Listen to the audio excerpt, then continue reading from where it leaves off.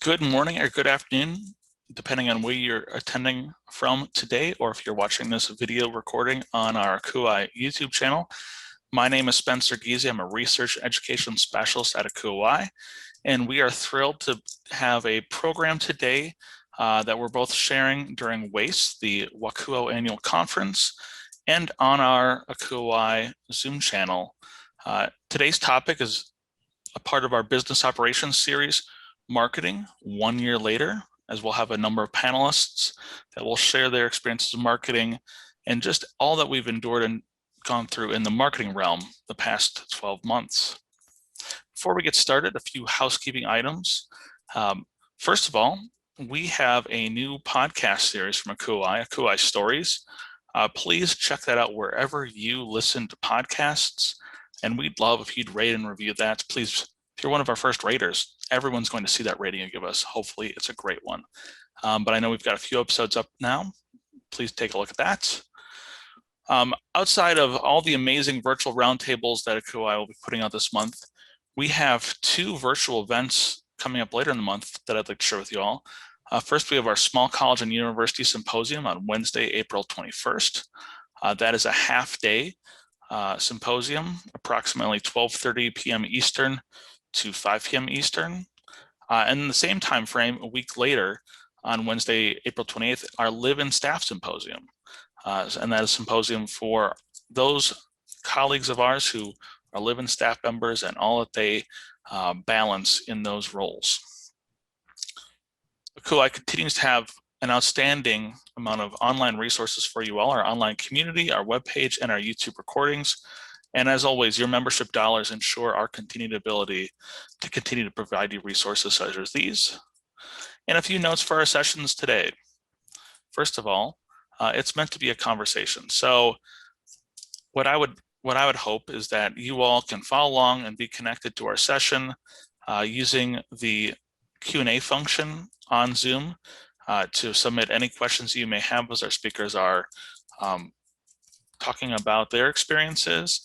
You also have an ability to connect through the chat function, and certainly introduce yourself to the group as you're sharing or asking questions. We'd love to see that.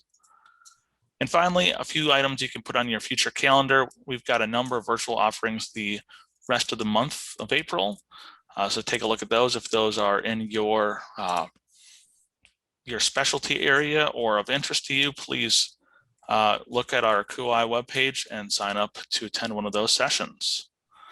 Now I would love to pass it over to Raven Robinson, our moderator for today, and to introduce our panel. So Raven. Good afternoon, everyone. Welcome. My name is Raven Robinson. Thank you, Spencer, for covering those housekeeping items.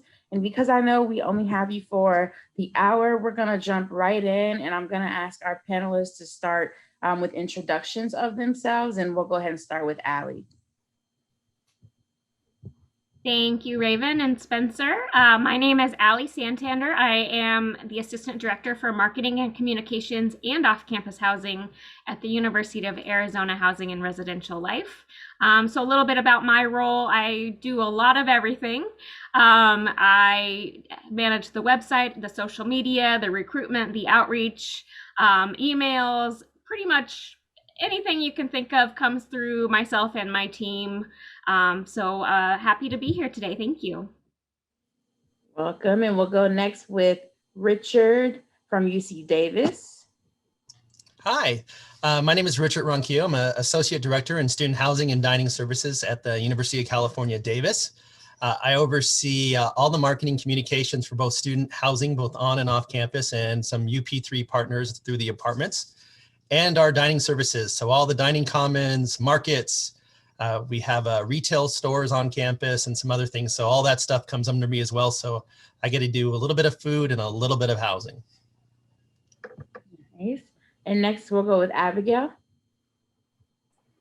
Hi, thank you, Raven. My name is Abigail Holcomb. I'm the Assistant Dean of Student Affairs at the School of the Art Institute of Chicago. We are a small fine arts institution located in the heart of downtown Chicago. My responsibilities include a plethora of things, as well as we're in charge of all of our own marketing, but do not have a marketing professional per se. So I am one. And so we do all of our own marketing for Residence Life, and then collaborate on our dining marketing. Awesome. Well, that will definitely get to our first question when we get to the panel questions. And then Richard from University of Tennessee. Hi, I'm Richard Swearingen from the University of Tennessee in Knoxville. I'm the Associate Director for Housing Administration. My daily work includes I oversee our occupancy management for the department, our marketing, public relations, our summer programs, as well as our information technology for the department. Okay, I apologize in advance if you heard anything in the background from my end. They're cleaning our streets and things get loud over here. So we're going to jump right in. And some of you shared a little bit about this in your introductions, but if you wouldn't mind elaborating a little more, can you share about the organizational structure for your marketing team and how you implement marketing and communication on your campus? And let's go with, well, Richard from Tennessee. We'll start with you. Sure. Departmentally, we actually have a position that is being developed. We had an in-house marketing manager. That position was pulled over about a year ago into a divisional marketing position, but we are going to still develop internal to our department an outreach coordinator who will handle some of our direct communication to our students. In the meantime, I have a graduate assistant who would eventually report to that position. That grad student is in our graduate program in the College of Communications. So he helps me with our daily communications to students, monitors our emails from our departmental account, monitors and manages all of our social media. And then he supervises a team of students. That student team, our Vols at Home, are split into two wings. One is our tour and outreach team. So they deal directly with incoming students with questions about residence halls. And then we have a content management team whose job is developing blog entries, developing our social media content, and handling all of that. Structurally, then we interface with the divisional group, and that group has a team of graphic designers and copy editors. So whatever we need done, we can reach out to them as a resource. They can help us review our content, review copy of major communications that's going out. And they work in close collaboration with the university's communications, and they sort of liaise between us and admissions and enrollment management communications. Nice. So that's a lot. Yes, I like it. All right, let's go with Abigail. Wow, that's like so much great structure, Richard. So much great structure. So the Residence Life Department at SAIC, we've recently had, staff changes due to the pandemic. So our marketing team is really my assistant director for housing and summer programs and myself. And between the two of us, we do all of our social media, the website, and marketing and communications. We obviously partner pretty closely with admissions for our incoming students, and then partner with our official communications team at the institution for really more than we ever have before, in that a lot of things that have affected housing through the pandemic are more institutional communications. And so we've partnered with them a lot more, and they've taken the lead than ever before. So that's been an interesting change for us, but welcome as well. So it's really the two of us who are also in charge of many other things, and that makes up our marketing team. Thank you. And let's go with Richard, UC Davis. We were joking. I'm just West Coast Richard, I guess. I think that was the joke. But yeah, it's actually funny because I'm the exact opposite of the other Richard. So we were centralized marketing, and then we became self-op when it comes to dining. So we took over all the restaurants and all the retail and all the stores and all the coffee shops.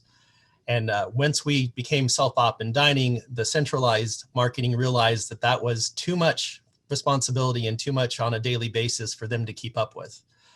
So we actually split off. And so I was allowed to create my own marketing division in student housing and dining services. So In my division, I have a full-time videographer, a social media specialist, a design staff member, and I also have a publications web developer who does that. And then we also have 4 students, 2 student designers, and 1 student videographer and 1 student photographer. And so that allows us to kind of create our own marketing. Like I said, we create everything, all the communications that go out to students during yield season, which we're in the middle of right now, to LCD menus at all the restaurants that have to constantly be updated based on what specials they're serving. So it's a lot of work, a lot of food, a lot of photography, a lot of video. The way that we are structured is I'm actually in the Office of Student Development in Student Housing and Dining Services. And then I work with our departmental marketing. So they're called Student Affairs, Marketing and Communications.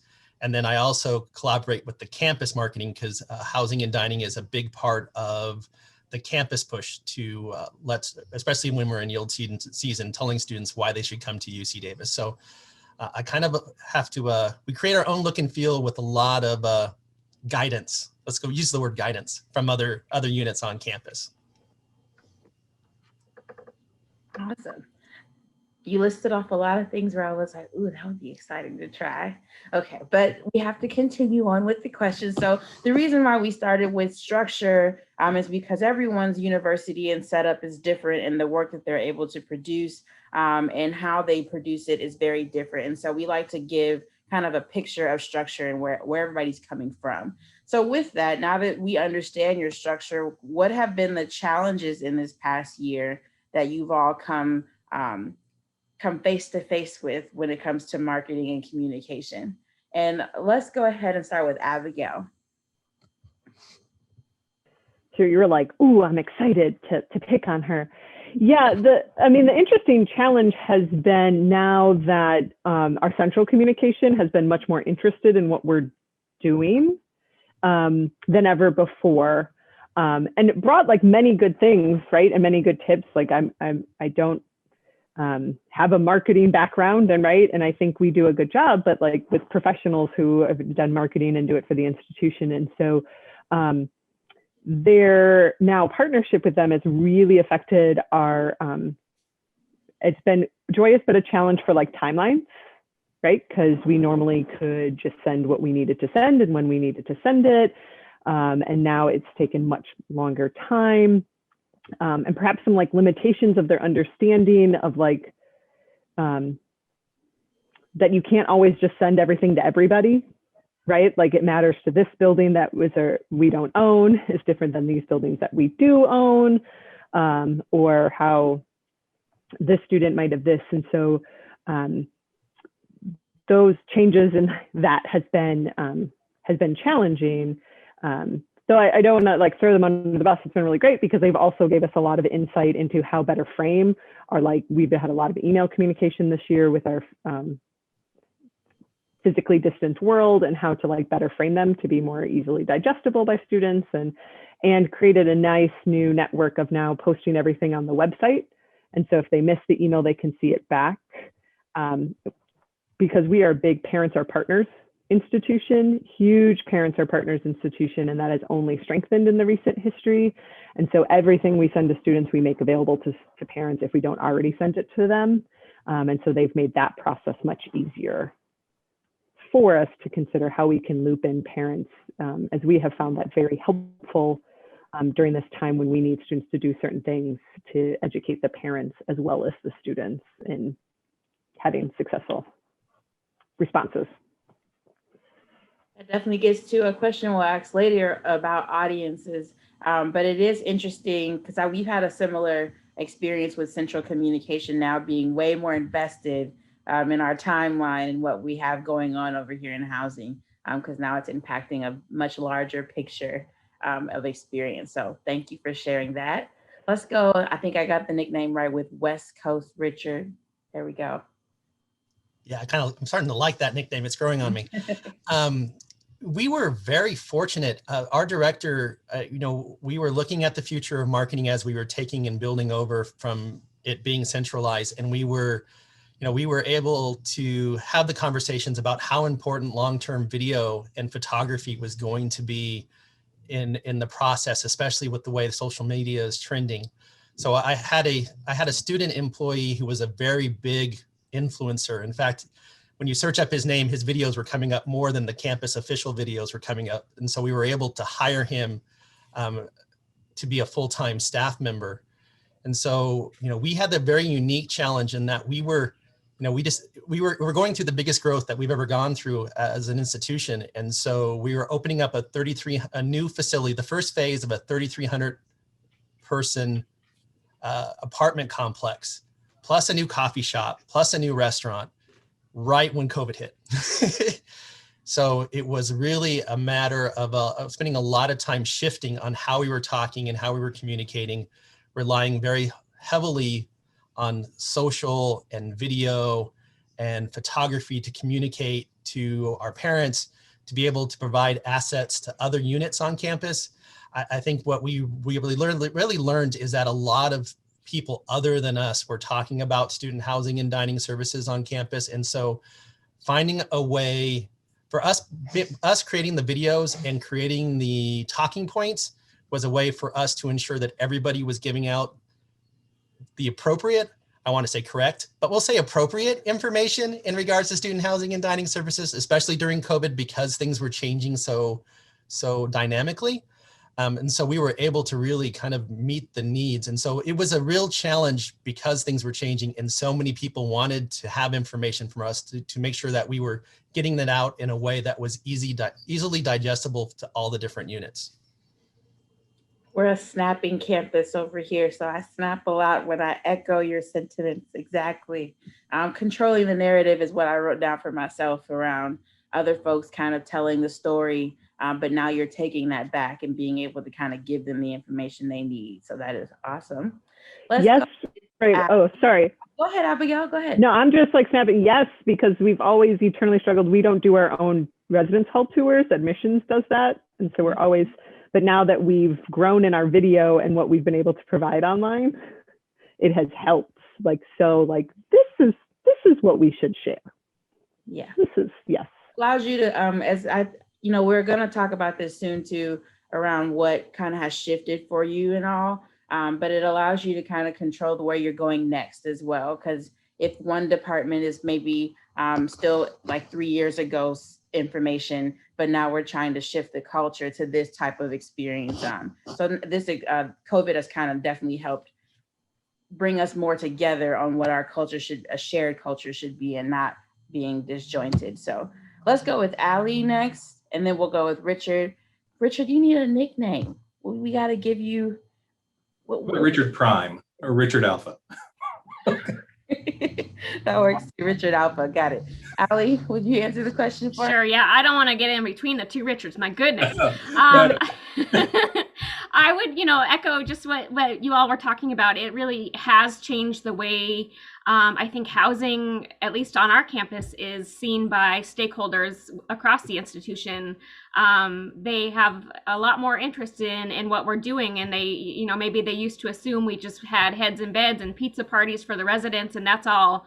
And I think COVID has allowed us to provide them with that insight of, we do a lot more than that, and we are, we're here to help the students and make sure the students succeed first and foremost. So I think that's been a really, I don't want to say good thing to come out of COVID, but kind of, it's helped to shed a new light on what we do in our department. And as we all know and have experienced, I'm sure there's been a lot of cooks in the kitchen throughout the pandemic and dealing with it at an institutional level.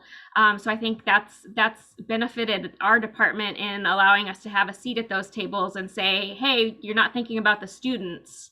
So that's been, I think, a big light bulb or challenge for me, is just kind of digesting that these people that are making the decisions don't work with students like we do. They just don't have that. So, over these last several months, they've reached out to housing and they've asked more of like, hey, what do you think? Or how should we frame this to students? Because we don't deal with them on the day-to-day basis like you all. So I think, again, housing is kind of not just about the heads in beds anymore. They are starting to realize that. And that's again, hate to say good things have come out of COVID, but definitely challenges have resulted in benefiting our department in that way. Richard Alpha. That just sounds weird. I no longer like my nickname. So this is the challenges question, is that right? Yes. Yeah, I think before I talk about challenges, it's important to note I am 23 years old. So that's how the year's been.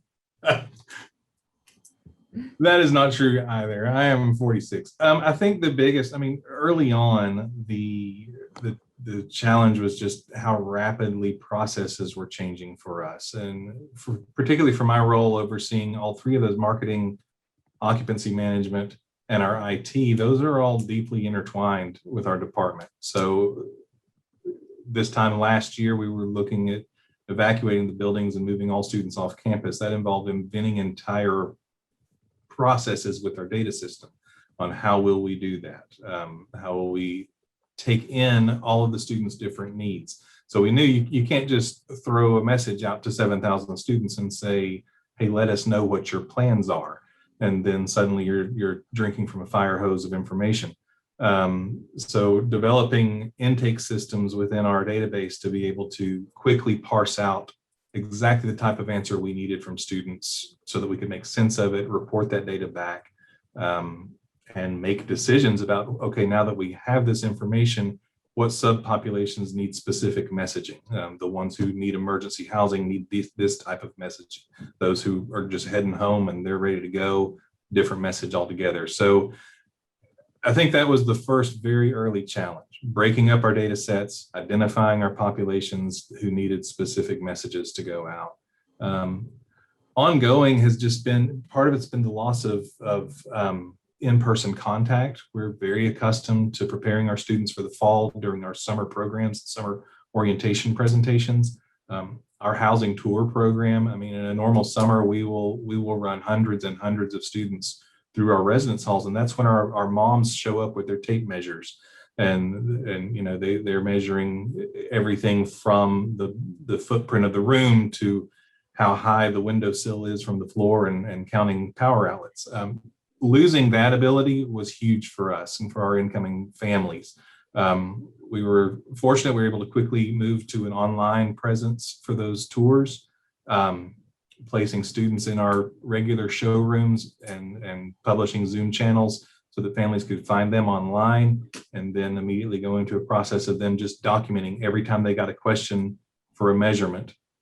They had a measuring tape in the room, they took the measurement on Zoom, and then they put it in a spreadsheet so everyone else could quickly answer that the next time around. So that was a big challenge for us as well. I think everyone has mentioned centralized communications. That as much structure as we have, that has been just really changed the flow of info. Everything that we say, if it's remotely related to the pandemic, goes through our EOC and our policy group for review, and there is one central communication hub for campus to approve any language or any message. And someone else mentioned visual, just how things look. I think West Coast Richard was talking about that, but that's been something we've had to think about as we develop new content. We're always trying to produce content that is evergreen and that we can just continue to use from year to year. But then we've been faced this year with the question of, do I take this picture with masks or without masks? We presented an incoming video for, a video hall tour for our incoming students. And we actually shot 2 sets of B-roll on that, or actually that would have been the primary roll, not the B-roll, but we shot 2 sets of footage, one with students in masks, one with students without masks, so that we could keep the same production and then at the end of the year swap out in editing without having to reshoot everything. But that, we're still having those conversations. What do we need to present here? We want to show the campus mask. We also don't want to make it look like to our incoming students that the campus is overly restrictive. I think the hardest for us, at least in my seat with the main overreaching hat that I wear, has just been our enrollment management model, and our occupancy projection model is irrecoverably broken. So, I refer a lot to a big part of my job is crystal ball polishing, and I have no crystal ball this year. So we did not know what to expect in terms of our returning students. We don't know what to expect right now in terms of our incoming freshman class. There is just not a good data model to look at. So those are all lots of challenges. I think that one, I just realized I'm talking about that from an enrollment management and an occupancy perspective, but I mean, if we're talking marketing, I tend to separate in my brain marketing and branding. That's really the numbers part of the marketing that we look at. How many of these do we have? How many do we need to communicate to? And what can we anticipate? Oh, absolutely. And right as I get ready to talk, I don't know if you heard the motorcycle, but they just went by. Okay, so one, I want to take a moment to pause and say, if you have questions that are coming up for you all, because I know I have my own that I'm going to hopefully introduce after we get through our preset questions, please use the Q&A feature to let us know what questions you may have as they come up. But we'll keep going for you all. I'm going to kind of shift the order a little bit and talk about audience. Because a lot of you have mentioned how your audience has shifted, or how the incoming class, trying to figure out how to market to them has shifted. So how has your audience shifted in the past year? Is it different, and have their needs changed? And I'll go ahead and start with Allie. Yeah, that's a great question. I've been thinking about it all morning. Kind of going back to what I mentioned a few minutes ago about, university leadership is now considered, I think, one of our audiences that we have to keep in mind, because, not only are we continuing to talk to students, incoming students, their parents, et cetera, we need to get approval and seek approval. And that's kind of a new process for us. And of course, that comes with its own challenges. But we are, working through those. And really, I think, I lost my train of thought. Oh my gosh. Yeah, leadership. I'm going to leave it there because I totally lost where I was going with that, but circle back with me. My goodness. No problem. Let's go West Coast, Richard. Yeah, I mean, the audience has changed a lot. We're very proactive in a partnership with parent programs. And so we created a couple of special sessions just for parents to kind of, especially when this initially hit, to kind of talk to them directly about what we were going to do in regards to COVID, in regards to how we were, allowing students to leave their contracts. And then as we were looking into this past upcoming year, just talking about what safety protocols we had in place, how we were doing testing. The other audience that was very unexpected was the news media. So as COVID has become more of a hot issue, and UC Davis and out here, UC Davis and Sacramento State are kind of the two big campuses for this particular area. The decisions we were making on campus were making it into the news. And so as we had testing, the testing was in the news. We were laughing because we just opened in-person dining on Monday, and we were very surprised that we were seeing like these long news sessions about how we're doing in-person dining, which we thought was a very kind of isolated story that was really about our students, because you have to have a meal plan to eat inside the DC, which right now we're only allowing students to have meal plans. But yeah, we were, that was an audience that we've done before, but not to the extent, or they were piggybacking on a lot of our posts as much as they've been doing lately. So that was kind of a new one. So yeah, we've been kind of changing and rearranging and thinking everything we produce now, we have to think about, okay, how is it going to play with all these different populations? Abigail? Yeah, when you're talking the news media, it made me think of, we're not having too much of the news, but we've actually had to communicate a lot with the city of Chicago and the Chicago Department of Public Health.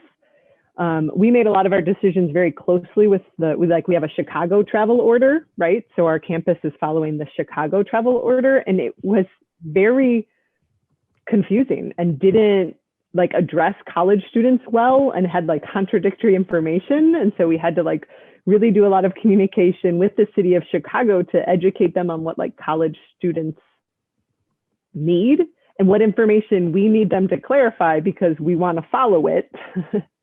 Right, and help our students be clear, because we were telling our students one thing and they're like, well, that's not what the website says, and we're like, well, that's what and they said. And so that was a new audience for us to help them. I mean, increasing our partnership can only do us well, but helping them understand what we need. For us too, we didn't really have online learning before the pandemic, literally maybe one class. And so now for us is a whole new world where we're at right now. Is we've had first year students who studied at home that are now coming to live on campus for the first time as sophomores. And so that's just like a new world for us, right? In that they know about the school, but don't know about on campus. Some of them maybe have never been on campus because when they would have come for their visits in spring of last year, they weren't able to come, right? So having to really change our communication to think in this audience that you're sophomores but have never been here, or you're excited to come here, but you've maybe never been to campus, which wouldn't be typical for us.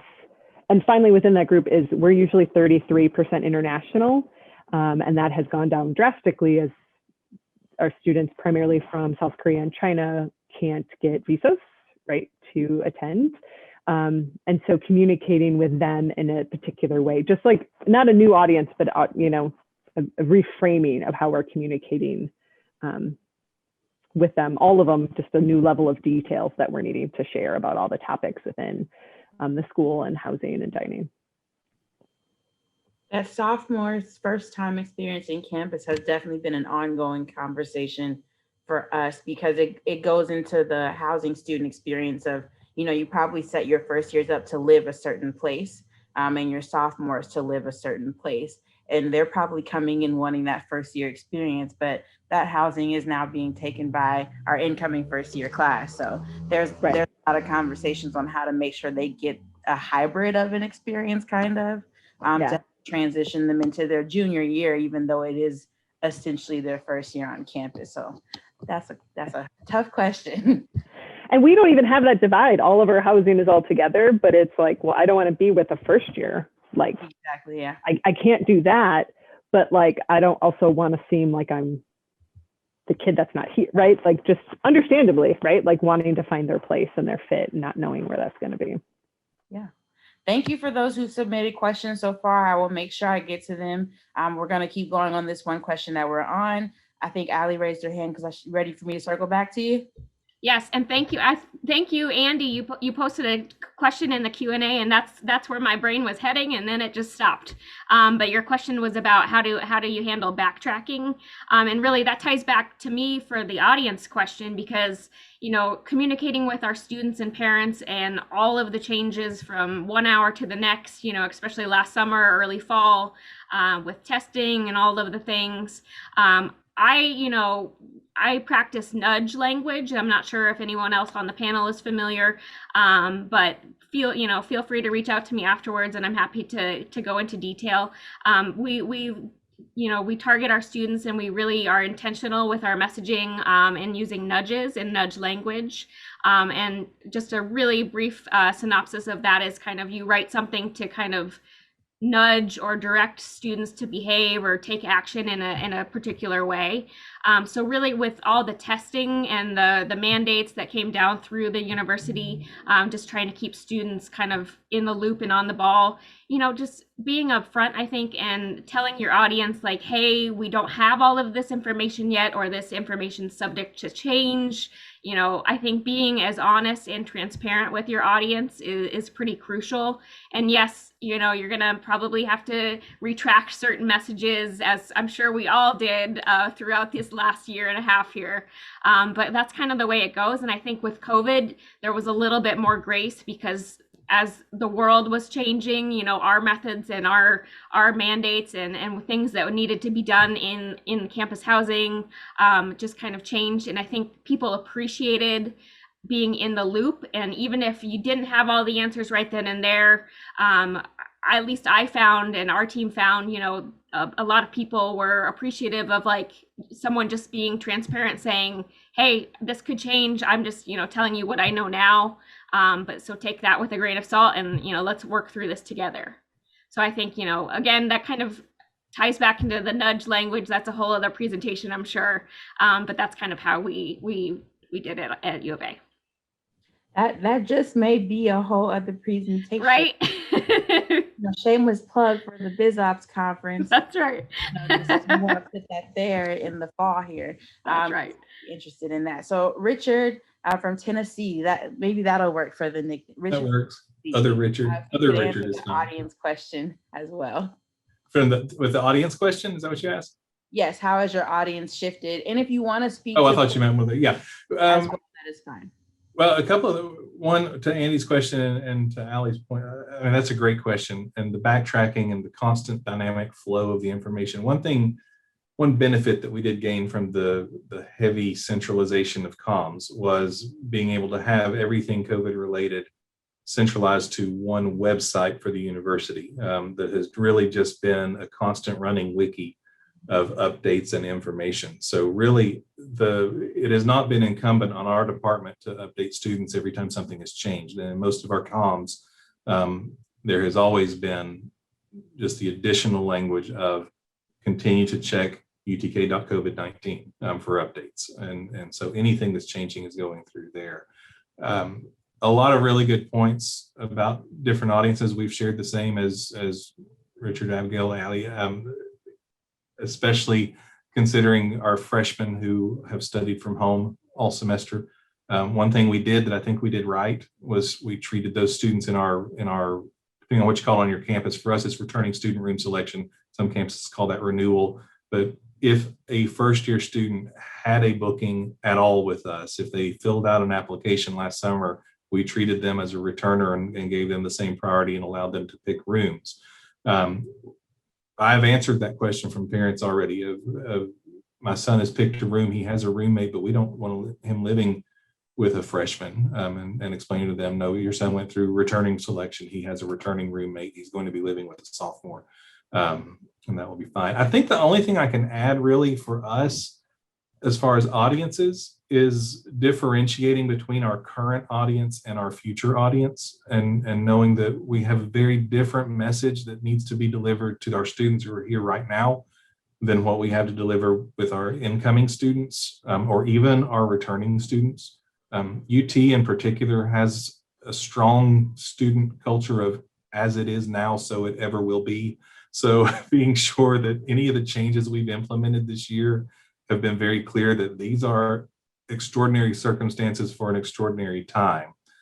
We were very careful in our renewal process to make sure students knew, yes, we've been telling you all this year, you can walk away from your contract at any point.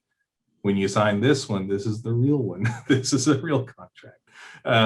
So it will be binding. And we're still dealing with that a little bit now in our appeals of students saying, well, if I'd only known that the university would be going back to in-class or in-person, I would have assessed that risk and not felt safe returning. And they're using that as leverage to get out.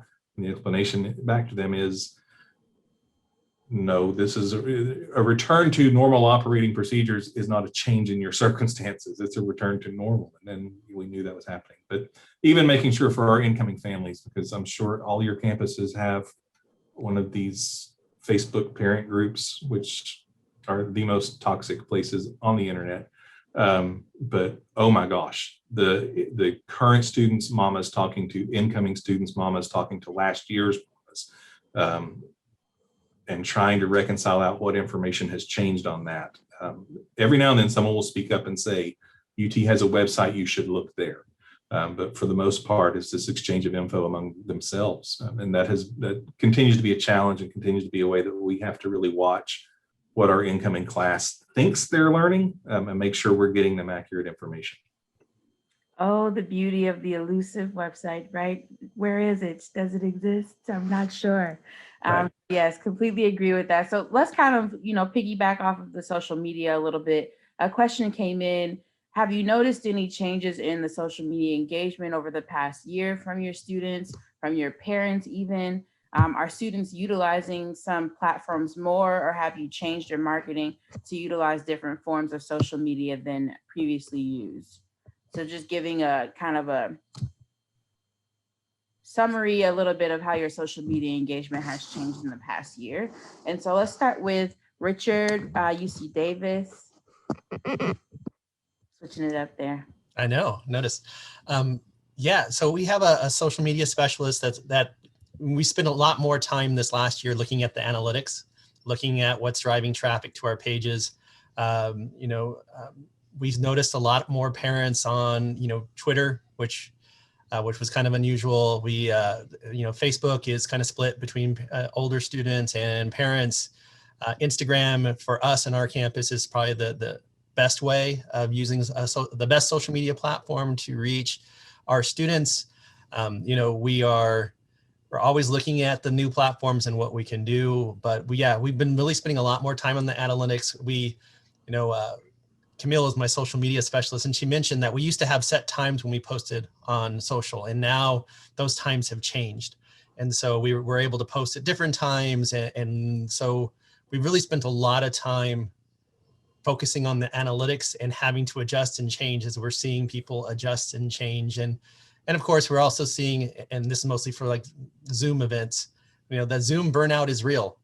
Trying to get students who are in Zoom all day to come to another event in the evening that happens to also be on Zoom is challenging. And so having to spend a lot more time rethinking what that program looks like, how to be interactive over Zoom, helping others kind of navigate Zoom. I joke that's kind of been my COVID adventure is Zoom, because every day is different and I never know what Zoom wants to do. And I was on this call 30 minutes early because I never know when there's going to be a new update that I forgot to do, and it won't let me into Zoom until I finish that update. So really changing some of our focus to support other staff members' understanding of social media. And that doesn't mean you can post every 5 minutes. And then also understanding how to best utilize Zoom. Awesome. And Abigail? Yeah, for me, this one would be maybe an area of growth we need to grow in. Our res ed side really wanted to start some like Discords, which we haven't really had on our campus, which for great. And like it kind of ended up, they tried to use it for some marketing things. And so like it wasn't our most thought out adventure when it comes to how we can use Discord in our marketing. So willing to share that area of growth for us of how we can use now social media, or I don't know if I guess it's not really social media, but in that realm of how we can use Discord and other things to be a part of our marketing plan. Because right now I think we're just throwing things at it a little bit, and we need to think that through because now it's a new adventure for us. Discord was a new adventure for us as well. We actually used it for our housing selection. In regards to folks finding roommates. And so we had a lot of complaints around not having enough opportunity to engage with students in person, understandably. And so we tried to create a Discord channel for students to introduce themselves and for students to monitor that. It served as like a good place for people to start, but most of them would be like DM me on Instagram. And we're like, okay, as long as the conversation got started, that is perfectly fine. So it's something I think we'll continue to explore because we're still going to be in this like hybrid situation of folks who probably still have decided to not live on campus and maybe looking for a roommate in the next year or so. So if anyone wanted that idea, Discord can be used for housing possibly. All right, so let's go ahead with Richard, Tennessee, social media. Honestly, I'm embarrassed to say I've not pulled down metrics out of Sprout to compare engagement this year to last year. I know that we are seeing a high use of Facebook as a way for students and their parents to reach us and ask questions. Our email account is not social media, but certainly we're getting a whole lot more traffic there. I need to check in with my GA about our Twitter engagement. Our virtual presence online certainly changed, and I alluded to using virtual tours, and we've continued that, just having the standing Zoom channel. Since we don't have in-person tours going on, or in an ordinary academic year, we would have some showrooms set aside and be able to show our buildings, but we're not able to do that. So we've left a Zoom channel open at a certain time each day that families can ask questions. The biggest thing that we've done that is a huge shift for us was to be able to show our buildings and to answer the types of frequent questions we get. My grad assistant and his team of content managers came to me back in January and asked to create a TikTok channel for us. And my initial response was, I have lived too long. But we went ahead with it, and we have launched a TikTok. It went live in February. This is April still, isn't this is this is mid-April. And in that span of 2 months, we have a terrifying 425,000 views on our TikTok channel. And these are just very short form videos of, hey, here's Magnolia Hall. Here's what a room type is like. Here's what it's close to on campus, and it's over. These little 30, 40-second videos that are getting viewed not only by our incoming class and our current students, but by people everywhere. I mean, we're getting commenters on our TikTok saying, one of the series they did was a What to Bring to College series. And we're getting comments from students who have no intention of coming to UT, who are at other universities already saying, oh gosh, I'm gonna remember this for next year. So it's been interesting. It's a little scary to me, the type of traffic that can quickly get. But we're watching. I think we have published one video. Our highest view count on one video was over 250,000 views on that one vid. So it's been a big change for our department and for our university. I think really, other than athletics, us, and admissions, there's not been much use on TikTok, but it's been a very good way for us to get some quick information out into the hands of our students who can't otherwise get on campus physically. And then Allie? Yeah, I have not delved into TikTok myself, but we have been letting our RAs kind of host their own videos, and then the specific pages for every dorm. Yes, I said dorm. I should have put that caveat out here earlier. We use dorm at U of A. So sorry if that's upsetting to anyone attending. But I just want to point out that you referred to it as the TikTok. The TikTok. Oh no, ew. But all the kids are watching. The youths. Oh goodness, there we go. Thank you. Yes, so we don't have the TikTok, but we are happy to support any RA or community director that wants to facilitate posting a video. They did some great ones this past month for recycling. So really, we have to do what's going to resonate with the audience, and that's fine. I just don't want to necessarily learn another platform. I come with a social media background, and it's exhausting to me to try to learn new things anymore. So yes, all of our dorms do have specific Instagram pages, and that was a change for us this past year, and a little weary for me to hand over the keys and build separate accounts for everybody. But really, that was beneficial because that allowed every community director, every dorm to engage their residents kind of, uniquely without having an institutional account. So a little bit more informal, and they could host their Zoom events that, yes, as West Coast Richard pointed out, we're hard pressed to get students to attend at the end of the day. And then, we also use Facebook and Twitter. Those audiences definitely vary, and, come summertime, it's those Facebook moms that are messaging at all hours trying to get those measurements. So we're not really seeing students on those sites per se, but we have to be on them to be able to address those questions and concerns. The TikTok, I can't believe I said We're that. at Goodness. the 10-minute mark. So I'm going to ask one question and then kind of wrap up a little bit with a few nuggets I heard from you all today. So the last question is, what is one nugget of wisdom regarding marketing and communication you would like to share with everyone who's here with us, and any other strategies? And I'd ask to make it like a minute or so. That way we can wrap up nice.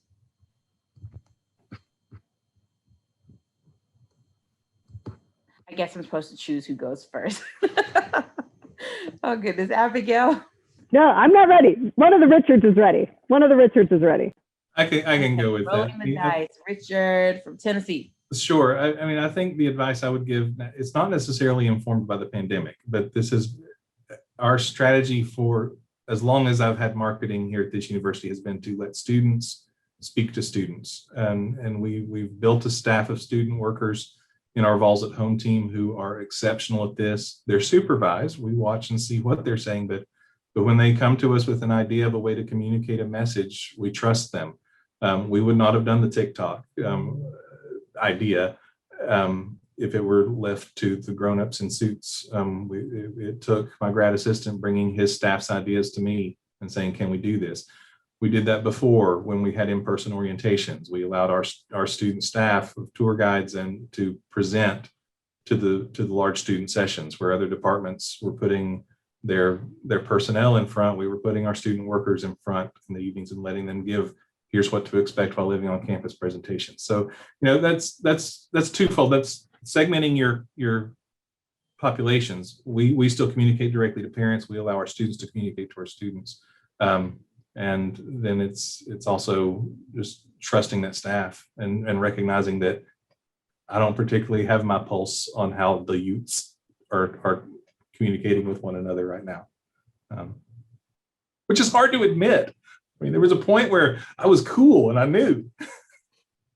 It's probably it's on the TikTok, Richard. It's on the TikTok. That's right. Yeah.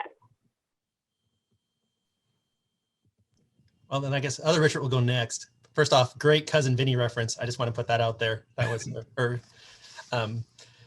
I think the biggest challenge for us is that balance of, or the biggest word of advice is you can't be afraid of change. I think the one thing that we've learned as a communicating team is that we have to always change, and that change has to be done in conjunction with university policy, which is always tough for us because, university policy doesn't always lend itself. We don't have our own TikTok because campus doesn't allow us to have our own TikTok. We don't have Discord because it's going through campus security review, and that's going to be a while. So, we're always looking at ways to improve the way we're talking to students. We're always looking at ways to make adjustments. We're looking at, so we can't be, we have the marketing department we have right now because someone wasn't afraid of change and looking towards the future and looking at the direction that things were going. And so being able to take that risk, because a lot of things feel uncomfortable for us, but it's where the students are. And that's always going to be the case. It's like that old line, right? We keep getting older, but they stay the same age. That is very true. It's really unfortunate now that I think about it. Oh goodness, Allie. Yes, Richard, that's also a great movie line, FYI. I would say, Richard, Tennessee kind of honed in on it. We are not the target audience. So that's something I have to remind myself of, obviously, the TikTok. That's okay. I think that's okay to ask, our student employees kind of what is going to resonate, run things by them. Don't be afraid to look silly because again, we're not hip with the youth per se, in all facets, and that's okay. And I think it's all right to admit that and seek some help out from your focus groups or what have you. Another thing, that is kind of my motto, and again, I could do presentations on it. It goes back to the use of the word dorm. We strive to talk to our audiences how they talk. So if they prefer using the word dorm over hall, then that's how we're going to use it. We don't really want them to have to feel like they need to learn our language or our acronyms. So those are my two big takeaways. Awesome. And then Abigail. Great. I would say that a nugget that I really honed in on this last year is reminding myself that people intake information in different ways. And we're, at our art school, we have a lot of visual learners, right? And so really reminding me about how certain of our audiences, I think it all relates to what people were sharing here, really do well with text, but we do a lot more with infographics and visual stimulation and conveying the message, and just really thinking about how to convey a message in different ways for those different kinds of learners. Awesome. Well, we are at 2:56. I want to thank you all for giving us an hour of your time, sharing all of the wisdom. I have learned a whole lot of ideas. Just to recap a little bit around what some of them said, the last thing you heard was a lot about trusting your students and their voice, their creativity, and giving them kind of the leeway to be able to express that in a way that's conducive to your goals or initiatives, but letting them kind of create the narrative and take you all's departments to the next level.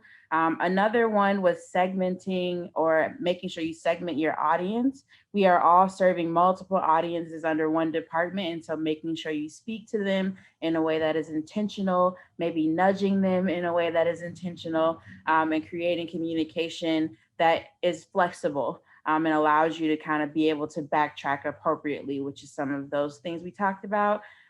Making sure to utilize and take advantage of, many of you might be at the table with central communication or creating new partnerships. And so while that may be a challenge, using that to your advantage, and now Res Life or housing, however you define your department, is at the table. And so what can we do to kind of catapult ourselves to continue to stay in those conversations? Email marketing might be a good skill to brush up on if we have not already. Emails are becoming the new way to communicate with students, and social media is a new way to communicate with students as well. We knew that was already new, but trying to find different ways to keep them engaged, because now I'm sure they're being overly saturated with social media communication. So those were just a few of the things that I took. I had several other notes, but I appreciate you all's time. Thank you for being with us. Thank you for our participants. And I'll ask this question to you all, if you're okay with people following up with you, just finding your name and your email, just put a thumbs up so folks know that they can reach out to you. Thank you, because I have some questions around the data thing and how to segment certain audiences for Richard at Tennessee. So that is a question for us. But again, I think, Spencer, if you're still there with us, we're all good to wrap up. All right, thanks everyone. Hope you have a great rest of your day. If you are attending WACE, have a great time at WACE. And we will be putting this recording on our YouTube channel for ACUHO-I by tomorrow. Have a great day, everyone. Thank you.